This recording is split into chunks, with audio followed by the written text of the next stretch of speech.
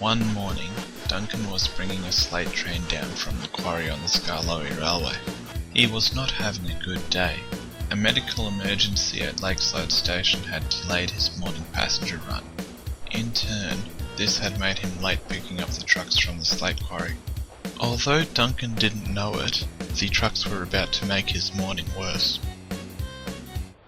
They were approaching the next station, and the sound of the radio playing for the passengers in the waiting room drifted through the air.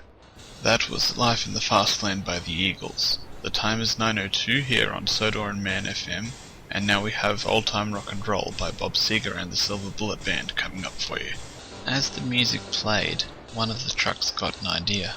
"Listen, Duncan," he teased, "they're playing your song." The trucks laughed, and Duncan scowled angrily. "That wasn't even funny in 1978, he said angrily. He didn't like being reminded of the time he'd got stuck in a tunnel. He bumped the trucks, hard.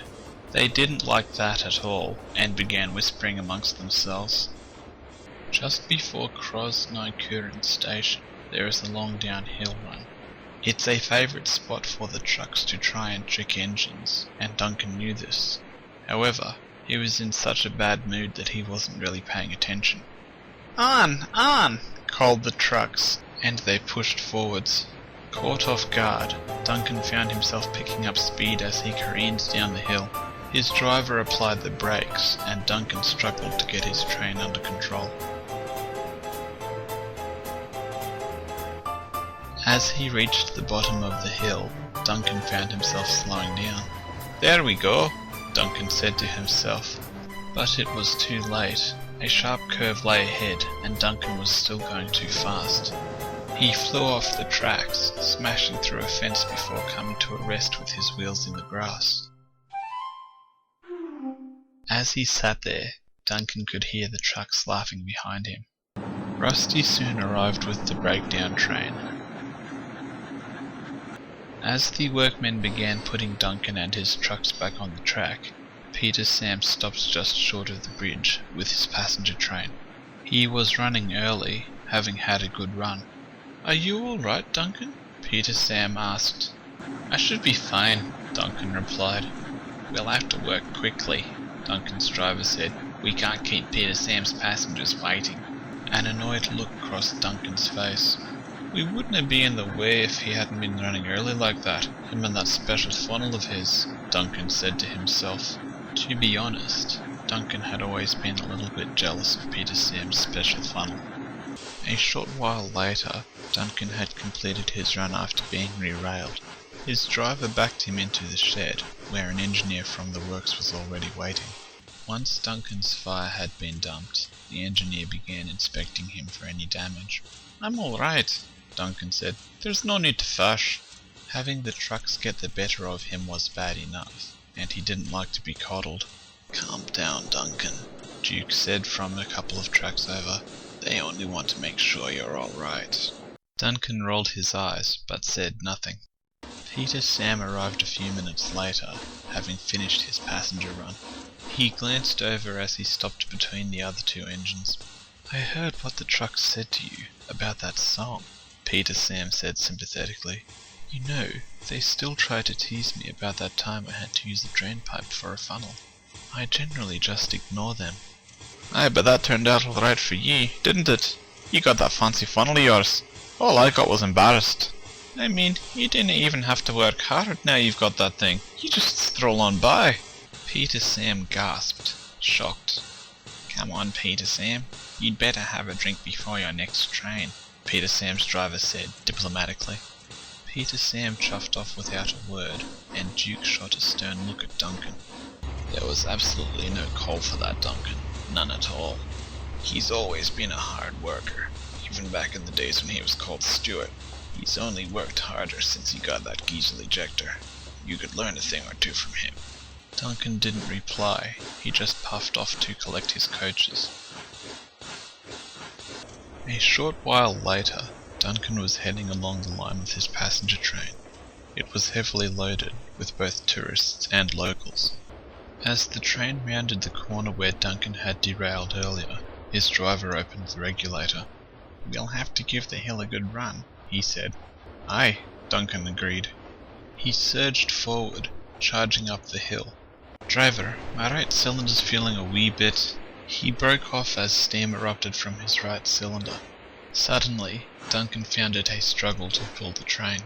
His driver quickly braked, then Duncan rolled the train back down the hill.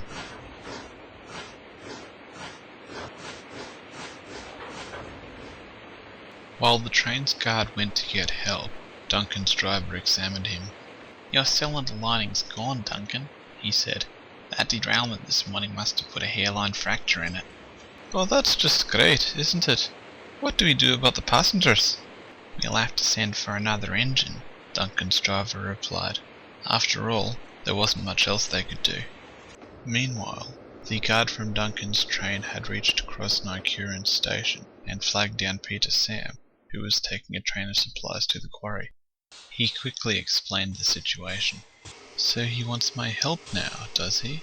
Peter Sam said, still slightly hurt by what Duncan had said earlier. "We can't leave the passengers waiting," Duncan's guard said. "I wasn't going to," Peter Sam replied.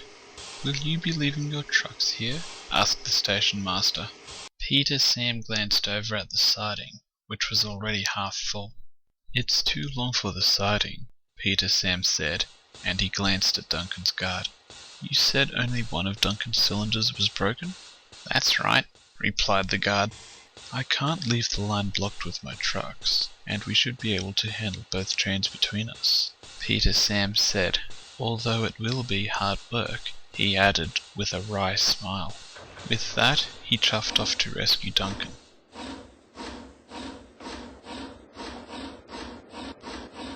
Peter Sam soon reached Duncan's train, and he whistled twice as he buffed up behind the brake van.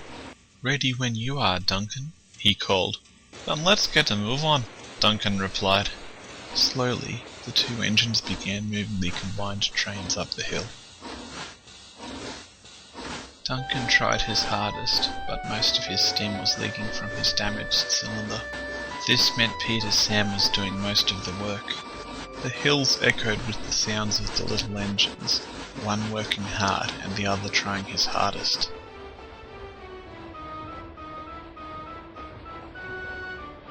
They soon stopped at the next station. Peter Sam's driver jumped down from the cab and spoke to the station master. "Duncan, driver says Renaeus is waiting at the next station to take over," Peter Sam called. With that, the two engines departed.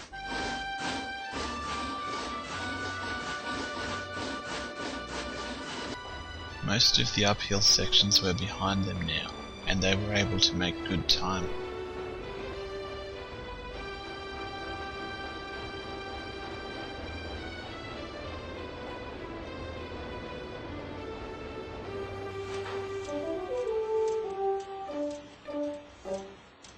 Once they had reached the next station, Peter Sam was uncoupled from the back of Duncan's train, and Renaeus moved forward to run around. Peter Sam then came up alongside Duncan, who shot an apologetic look at him. "I guess I owe you a wee apology," Duncan said. "I shouldn't have said what I did. I guess I was just a wee bit upset about the accident this morning. I could feel how hard you were working, getting up the hill." Peter Sam smiled. "It's okay, Duncan. Don't worry about it," he replied. Renaeus backed down a moment later, and was coupled up in front of Duncan. "Come on, Duncan," Renaeus said. "Let's get these passengers home." He whistled cheerfully and began pulling Duncan and his train out of the station.